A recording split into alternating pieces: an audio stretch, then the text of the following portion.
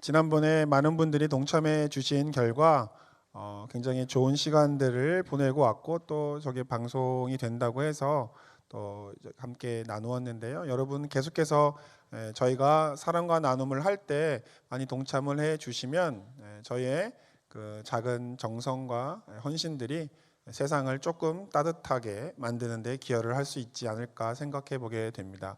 우리 옆에 있는 분들과 함께 축복의 인사 한번 나눌게요. 자, 우리 옆에 있는 분들과 함께 인사를 나눌 때 우리는 영혼이 잘 되는 사람들입니다. 한번 나눠보시고요. 또 우리는 범사도 잘 되는 사람들입니다. 마지막으로 우리는 육체도 강건한 사람들입니다. 네. 영혼이 잘 되고 범사가 잘 되고 또 육체도 강건하게 하시는 하나님의 축복이 이 시간 여러분들과 함께 하기를 주의 이름으로 축원을 드립니다. 오늘 말씀은요, 마태복음 1장 18절에서 24절까지의 말씀인데요.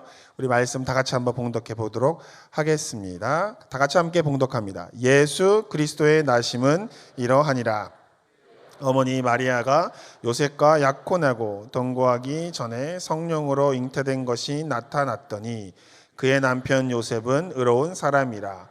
그를 드러내지 아니하고 가만히 끊고자 하여 이 일을 생각할 때에 주의 사자가 현명하여 이르되 다윗의 자손 요셉아 내 아내 마리아 데려오기를 무서워하지 말라. 그에게 잉태된 자는 성령으로 된 것이라. 아들을 낳으리니 이름을 예수라. 이는 그가 자기 백성을 그들의 죄에서 구원할 자이심이라 하니라. 이 모든 일이 된 것은 주께서 선지자로 하신 말씀을 이루려 하심이니 이르시되 보라 처녀가 잉태하여 아들을 낳을 것이요 그의 이름은 임마누엘이라 하리라 하셨으니 이를 번역한즉 하나님이 우리와 함께 계시다 함이라. 요셉이 잠에서 깨어 일어나 주의 사자의 분부대로 행하여 그의 아내를 데려왔으나 12월은 한 해를 마감하는 달이기도 하고 또 예수님께서 이 땅에서 오신 그 날을 기념하는 성탄절이 있는 날이기도 합니다. 그래서 저는 이번 12월에 기회가 되는 한 예수님의 오심을 다시 생각하고 또 그 생각하는 시간을 통해서 하나님이 우리에게 보여주신 것이 무엇인지를 깨달아서 우리가 오늘날 어떻게 살아가야 하는가에 대해서 잠시 말씀을 가지고 묵상하는 시간들을 가지려고 하는데요. 오늘은 그 첫 번째 시간으로 따라해 보세요. 기쁜 소식인가? 기분 나쁜 소식인가? 예수님이 탄생하셨다라고 하는 소식은 기분 좋은 소식입니까? 나쁜 소식입니까? 기분 좋은 소식이죠. 그런데 예수님이 이 땅에서 태어나시기 잉태되었다라고 하는 소식을 기분 좋게 들을 수 없었던 사람이 한 사람 있었습니다. 누굴까요? 예수님의 어머니인 마리아의 남편인 요셉이 그러했을 것입니다. 아이를 잉태하는 것은 좋은 소식임에 틀림이 없습니다. 그런데 왜 요셉은 예수님의 아버지가 되는 요셉은 그 소식을 기뻐할 수 없었을까? 그것은 바로 자기와 약혼한 여인이 자기와 동침하기 전에 아이를 잉태되었다라고 하는 사실을 알았기 때문에 그렇습니다. 마태복음 1장 18절에 보면 이런 말씀이 나오죠. 예수 그리스도의 나심은 이러하니라. 그의 어머니 마리아가 요셉과 약혼하고 동거하기 전에 성령으로 잉태된 것이 나타났더니. 그래서 요셉이 결정합니다. 약혼한 마리아를 조용히 떠나보내기로 작정합니다. 성경에서는 드러내지 아니하고 가만히 끊고자 하여라고 기록되어 있지만 쉬운 말로 이야기하자면 약혼을 파혼하고 없었던 일로 하자라고 생각을 했었던 것입니다. 그래서 1장 19절에 그의 남편 요셉은 의로운 사람이라 그를 드러내지 아니하고 가만히 끊고자 하였다라고 말씀하고 있는데요. 여기에 우리가 생각해 봐야 할 구절이 하나가 있는데 바로 19절이거든요. 여기에 번역이 좀 잘못되어 있다고 생각이 들어요. 오늘 성경에 보면 요셉이 의로웠기 때문에 마리아를 비밀리에 떠나게 했다라고 번역되어 있죠. 여러분이 가지고 있는 성경은 그렇게 되어 있습니다. 요셉이 의로운 사람이었기 때문에 그를 가만히 끊고자 했다라고 번역이 되어 있는데 이건 잘못된 번역이에요. 왜냐하면 헬라어에서 이 디카이오스 온이라고 혼이라고 되어 있는 이 단어인데 이거는 because로 번역을 하면 안 되고 그럼에도 불구하고라고 하는 although로 번역을 해야 되는 구절이에요. 그러니까는 그가 의로웠기 때문에가 아니라 그가 의로웠음에도 불구하고라고 번역이 되어야 하는 거를 그냥 because로 번역을 해버렸기 때문에 뜻이 좀 많이 변하게 된 것인데 왜 그렇게 되는지 말씀을 드리겠습니다. 자, 당시에 의롭다라고 하는 기준이 뭘까요? 당시에 의롭다라고 하는 사람들은 무엇을 잘 지키는 사람들이에요? 율법을 잘 지키는 사람들이 의롭다라는 칭찬을 들었습니다. 자, 요셉이 의로웠다라고 하는 이야기는 요셉이 율법을 잘 지켰을까요? 안 지켰을까요? 잘 지켰습니다. 나중에 요셉이 예수님을 낳고서 하나님한테 감사의 제사를 드리러 성전으로 올라가서 비둘기 2마리와 곡식들을 드리는 장면이 나오거든요. 그거는 율법에 기록되어 있는 예식 방법입니다. 하나님께 감사의 예물을 드릴 사람들은 그 곡식과 비둘기 2마리로 하나님께 감사를 드리라고 하는 규정을 따라서 드린 거예요. 그러니까 요셉은 율법을 잘 알았고 율법을 잘 따랐던 사람이기 때문에 사람들이 의롭다라고 얘기한 겁니다. 그런데 여러분, 동침하지 않았던 여인이 아이를 잉태했다라고 하는 사실이 밝혀지면 당시에 율법에 어떻게 하라고 나와 있을까요? 안 나와 있을까요? 나와 있겠죠. 신명기 22장 20절에서 21절 말씀에 보면 이렇게 나와 있습니다. 처녀에게 처녀의 표적이 없거든 그 처녀를 그의 아버지 집 문에서 끌어내고 그 성읍 사람들이 그를 돌로 쳐 죽일지니라. 당시의 율법에 의하면 마리아는 집에서 쫓겨났고 쫓겨난 걸로 끝나지 않고 돌로 때려서 돌에 맞아서 죽어야 하는 정도의 일이 벌어진 거죠. 자, 그러면 생각해 보세요. 모세의 율법에 의하면 마리아는 아버지의 집으로부터 끌려 나와야 되고 돌에 맞아 죽어야 하는 게 율법이었습니다. 만약에 요셉이 의로운 사람이었다라고 한다면 어떻게 했을까요? 마리아를 그 아버지의 집에서 끌어내서 돌로 쳐서 죽여야 율법대로 행하는 거였습니다. 따라서 요셉이 의로운 사람이었기 때문에 그를 가만히 끊고자 하였다라고 하는 번역은 잘못된 번역이에요. 어떻게 바꿔야 되냐면 새롭게 제가 바꿔봤습니다. 그의 남편 요셉은 의로운 사람이었지만 그를 드러내지 아니하고 가만히 끊고자 하였다라고 번역이 돼야 논리가 맞는 것이죠. 그러면 요셉이 왜 자기 아내로 약혼한 사람을 아내로 맞지 않고 가만히 끊고자 했었을까요? 그 이유를 물어보는 사람이 이상한 사람이죠. 약혼한 여인이 동침하지도 않았는데 잉태한 것이 드러났다라고 하는 사실을 알았다면 그 남자에게는 굿뉴스일까요? 배드뉴스일까요? 당연히 배드뉴스가 될 수밖에 없죠.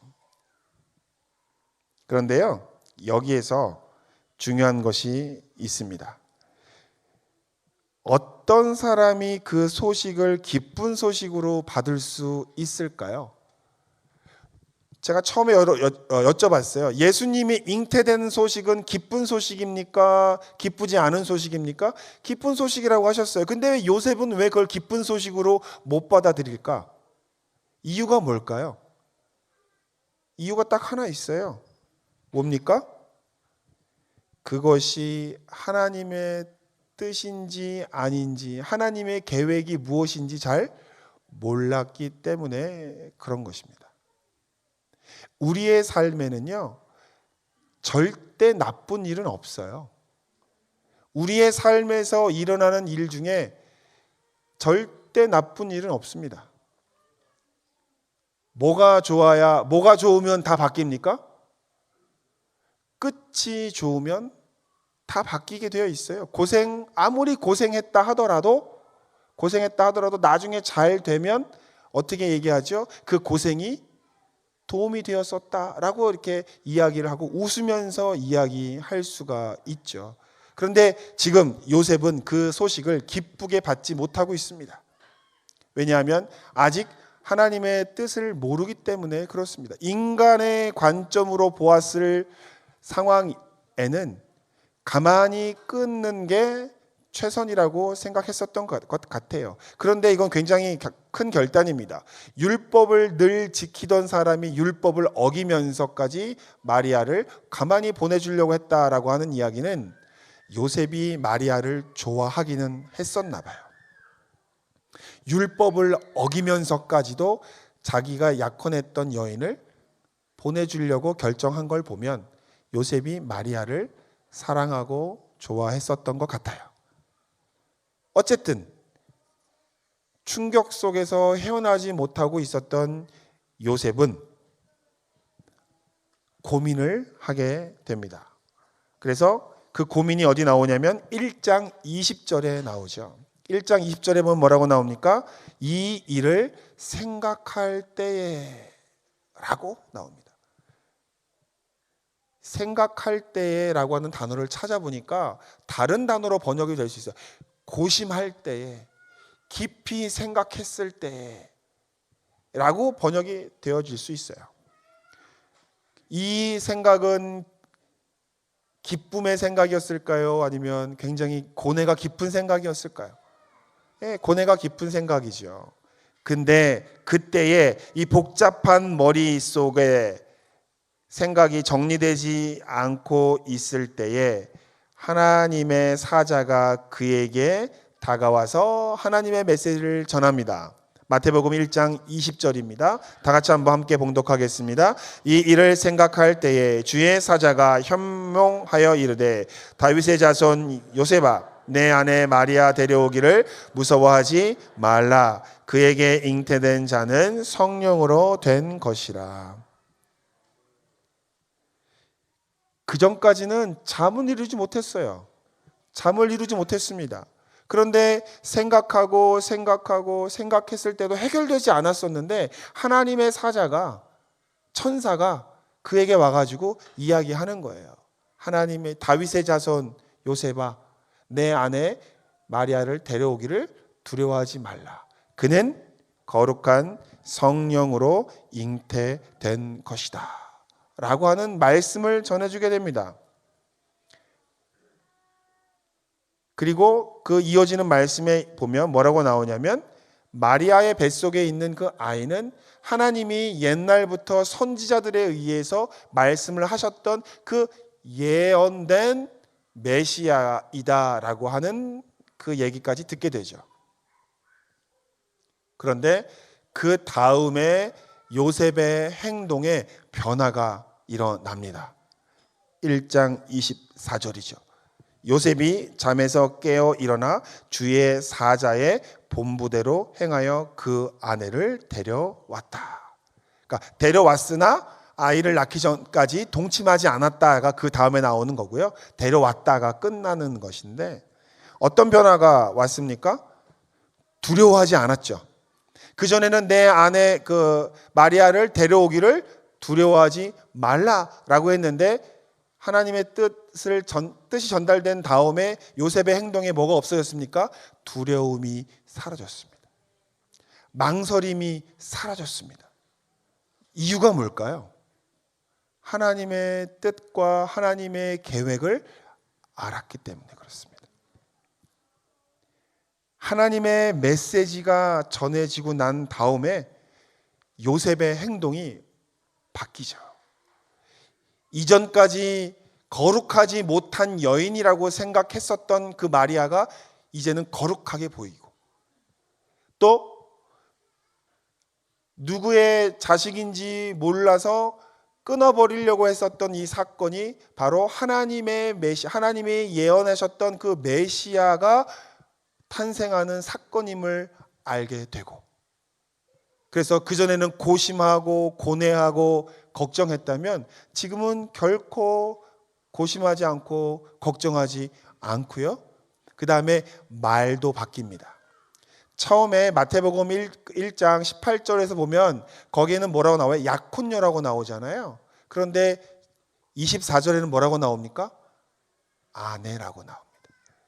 하나님의 뜻을 알지 못할 때에는 이 여인을 받아들일 것인가 말 것인가를 고민하면서 나중에는 내보내려고 하지만 나중에는 이 여인을 뭐라고 생각해요? 아내라고 받아들입니다. 완전히 바뀌어요. 그 바뀌는 것은 인식의 문제가 있었기 때문에 그렇습니다.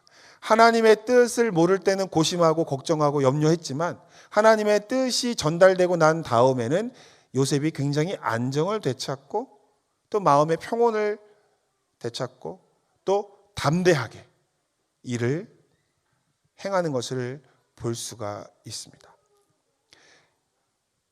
어떤 게 기쁜 소식이고 어떤 게 기분 나쁜 소식일까를 제가 생각해 봤어요. 그런데 어떤 게 기분 나쁜 소식이냐면 하나님의 뜻을 모를 때 우리는 그걸 기분 나쁘게 생각합니다. 그런데 나중에 되돌아보면 그게 하나님의 뜻이었구나라고 생각하고 그것을 기쁜 소식으로 받아들이게 된다는 것이죠. 혹시 이 자리에 여러분 중에 기분 나쁜 소식 때문에 기분 나쁜 분 계십니까? 그런데요, 그게 기분 좋은 소식의 전초 단계라고 만약에 한다면 그건 나쁜 게 아니에요.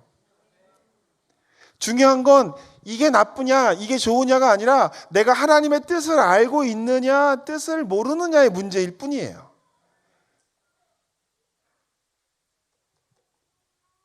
우리의 삶에 벌어지는 일들 중에 늘 좋은 일만 벌어지지 않습니다. 우리의 삶에는 우리를 힘들게 하고 화나게 하는 복잡한 일들이 많이 일어나지요. 가끔 일어나지요. 제 설교문에 뭐라고 써놨냐면 머릿속을 복잡하게 만드는 일들이 가끔 일어난다. 아니 매일 일어난다 라고 적어놨어요. 가끔도 감사하죠. 근데 매일 일어나지 않습니까? 그런데 그때마다 우리가 놓치는 것들이 하나 있어요. 그냥 내가 기분이 나쁜 거예요. 내가 그냥 기분이 상하는 거예요. 거기서 끝나면 진짜 기분이 나쁜 건데 믿음의 사람들은 한 단계 더 나가셔야 돼요. 그냥 내가 기분 나쁜 걸로 끝나면 기분 나쁜 거지만 하나님의 계획 속에서 이 일은 어떠한 의미를 갖고 있는가를 생각하시게 되면 다르게 바라볼 수 있습니다. 우리가 하나님의 계획을 이해하지 못하기 때문에 불평과 불만이 생길 때가 많습니다.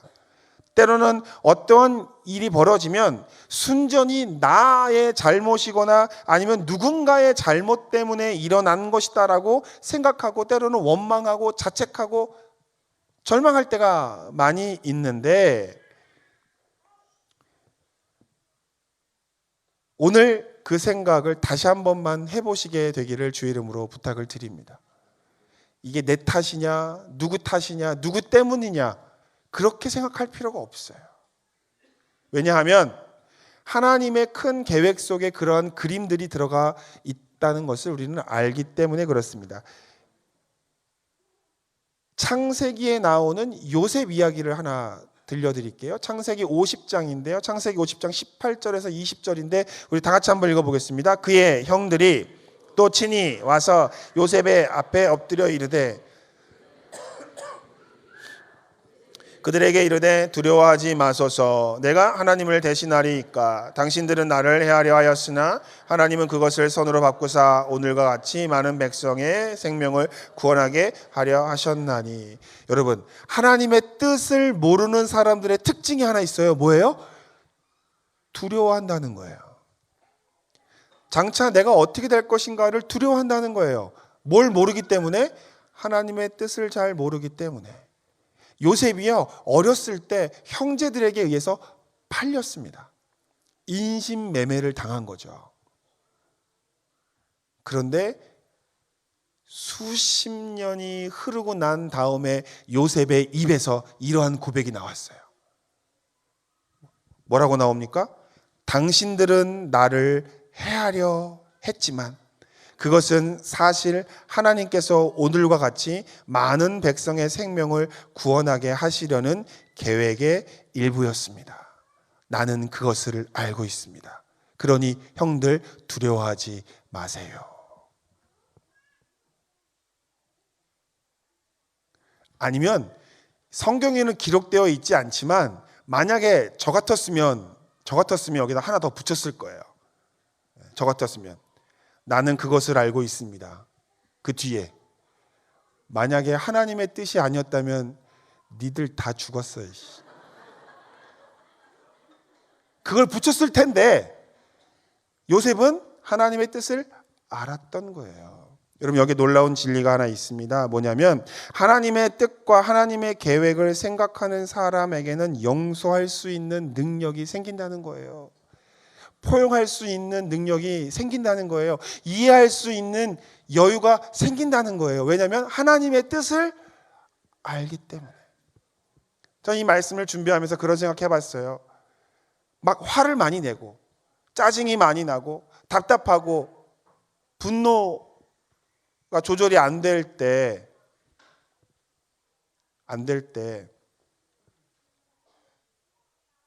혹시 내가 하나님의 뜻을 생각하지 못해서 그런 건 아닌가? 걱정하고 있는 건 내가 하나님의 계획을 잘 몰라서 그런 건 아닌가? 그런 생각을 한번 해보게 됐습니다. 여러분, 우리의 삶에 걱정과 근심과 염려가 있으세요? 그런데요, 이건 우리가 하나님의 뜻을 잘 모르기 때문에 생겨지는 감정들이요, 걱정거리들이라고 하는 것을 이 시간 깨닫게 되기를 주 이름으로 축원을 드립니다. 아무리 좋은 소식이어도 하나님의 뜻을 모르면 걱정했던 요셉처럼, 아무리 좋은 소식이어도 하나님의 계획을 모르면 우리에겐 근심과 걱정밖에 될 수가 없거든요. 이 모든 것이 하나님의 큰 계획의 일부라고 하는 것을 알아야 이겨낼 수가 있고 극복할 수가 있다고 하는 것이지요. 로마서 8장 28절 한번 보겠습니다.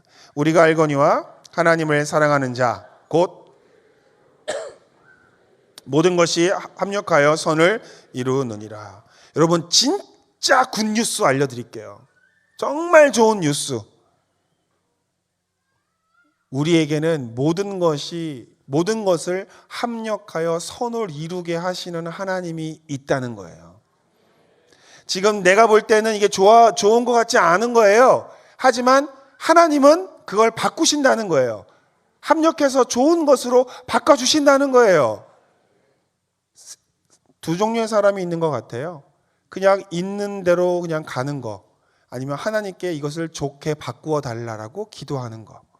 근데 저는요, 여러분 모두가 또 제가 하나님에게 합력하여 선을 이루시는 하나님을 찾게 되기를 주의 이름으로 축원을 드립니다.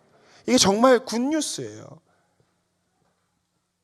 오늘 이제 이 말씀을 준비하면서 생각을 했는데, 세상에 나쁜 일이 있을까? 완전히 나쁜 일이 있을까? 아니에요. 하나님께서 바꿔주시면 다 좋은 일로 변화된다는 믿음이 있으면 다 바꿀 수 있다. 중요한 건 우리의 믿음입니다.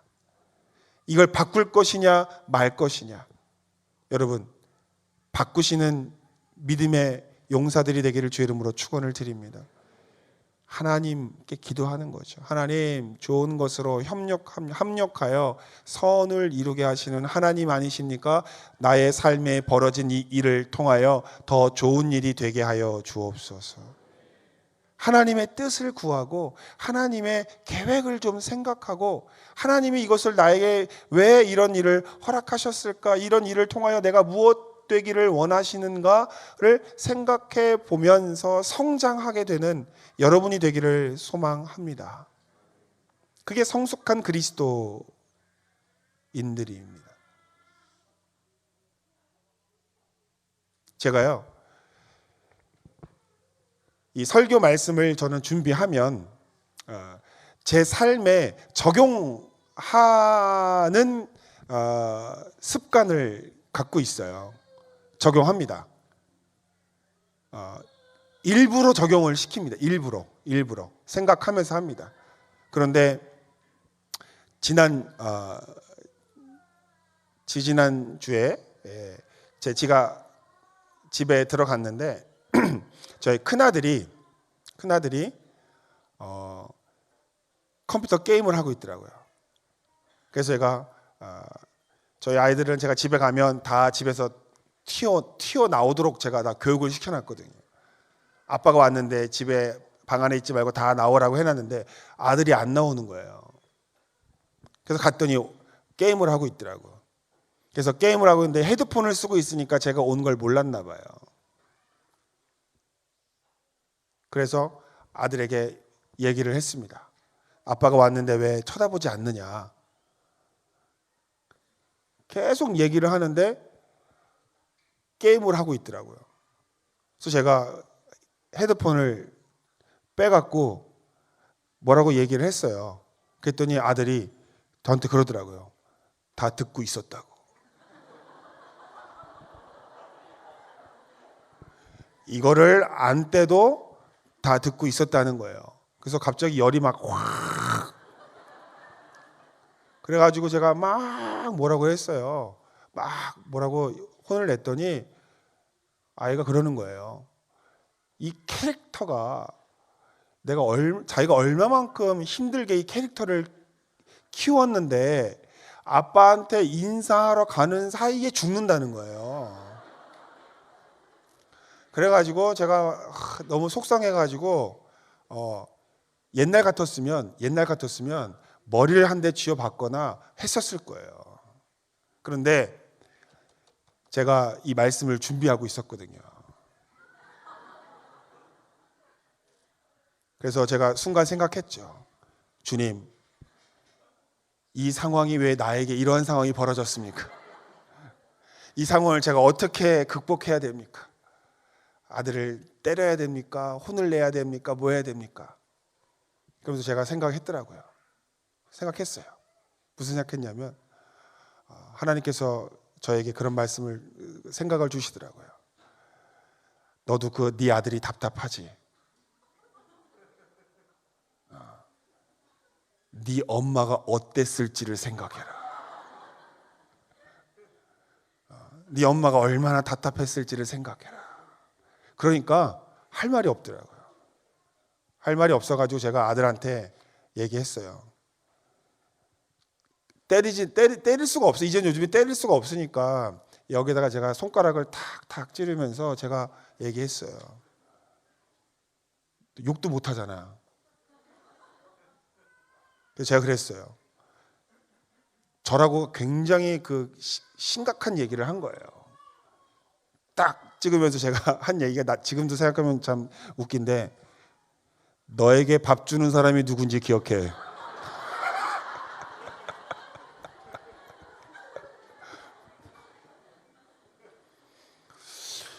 걔가 그날부터 밥을 안 먹더라고. 막 라면을 먹거나 뭐 다른 걸 먹더라고요. 그래도 제가 저한테 나름대로 칭찬한 건 그래도 애 감정 상하지 않게 회초리를 들거나 손찌검을 하지 않은 거, 머리를 때리지 않은 거, 그건 네가 잘했다라고 생각을 하면서 얘기를 했어요. 그리고 걔한테 시간을 주고 했었습니다. 그러니까 그냥 예전에는요, 생각 안 하면 그냥 손부터 나가요. 그냥 머리를 먼저 때리거나 아니면 혼을 내거나 하는데, 제가 여러분들께 좀 말씀드리고 싶은 건 뭐냐면, 어떤 일이 벌어졌을 때 행동과 생각을 먼저 하지 말고 그냥 중간에 하나님을 껴넣는 거예요. 그냥 하나님, 이 상황 속에서 내가 어떻게 해야 됩니까? 이걸 어떻게 해야 됩니까? 라고 하는 것들을 생각하시게 되기를. 요셉이 하나님 없이 생각할 때 고심했었잖아요. 근데 하나님의 메시지가 들어오고 난 다음에 요셉이 걱정하지 않고 행동할 수 있었던 것처럼, 하나님의 말씀이 우리의 생각 속에, 여러분의 마음 속에 임하게 되시면 염려하지 않고 걱정하지 않고 두려워하지 않게 되실 겁니다. 그래서 늘 이런 마음을 기도하면서 나아가게 되기를 소원하면서 이 말씀을 준비했어요. 그래서 아무리 좋은 소식이라도 뜻을 모르면 나쁜 소식으로 들리지만, 아무리 나쁜 소식 같아도 하나님의 계획 가운데 우리가 그 하나님의 계획을 알게 되면 나쁜 소식은 없다. 여러분 삶 속에 있는 힘든 소식이 있습니까? 집이 어렵습니까? 물질적으로 힘듭니까? 관계가 어렵습니까? 그 모든 어려운 것들이 끝이 아니라는 거예요. 우리에게는 모든 것을 합력하여 선을 이루게 하시는 하나님이 있다는 그 사실을 잊지 말고, 거기에 뭐라고 나온지 아세요? 하나님을 사랑하는 자 곧 그 뜻대로 부르심을 입은 자들에게는 이라고 나옵니다. 여러분이에요. 하나님을 사랑하는 자, 그리고 그 뜻대로 부르심을 입은 자들에게는 모든 것이 합력하여 선을 이룬다. 이 말씀이 여러분의 말씀이 될 줄 믿습니다. 문제가 있고 힘든 일이 있다 하더라도 이 말씀을 부여잡고 하나님께서 기쁜 소식이 되게 하여 주옵소서, 행복한 소식이 되도록 변화시켜 주옵소서, 바꿔 주옵소서라고 기도하시는 저와 여러분이 되시기를. 그래서 여러분의 서 있는 그 가정과 직장과 어느 곳이라 할지라도 모든 것을 기쁨의 소식으로 변화시키시는 능력의 크리스찬들이 되기를 주의 이름으로 축원을 드립니다. 기도하겠습니다. 하나님 감사합니다. 오늘